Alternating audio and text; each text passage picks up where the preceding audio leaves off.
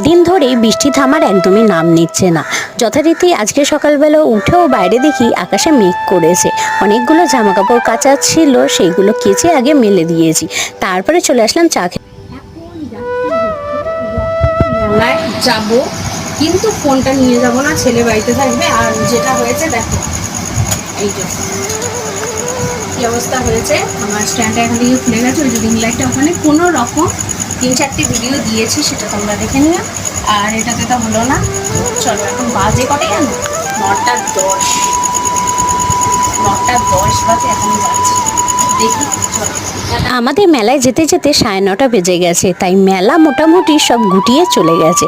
তো কিছু সেরকম নিতে পারিনি, ছেলের জন্য নিয়ে চলে এসেছি চাউমিন। আর তোমাদের দাদা ভাইয়ের জুতোটা ছিঁড়ে গেছিলো, তোমাদের দাদা ভাই আর আমার জন্য এক এক জোড়া করে জুতো নিয়ে বাড়িতে চলে এসেছি। আর মেলা যেহেতু উঠে গেছিলো, ছেলের জন্য আজকে কিছুই আনতে পারি।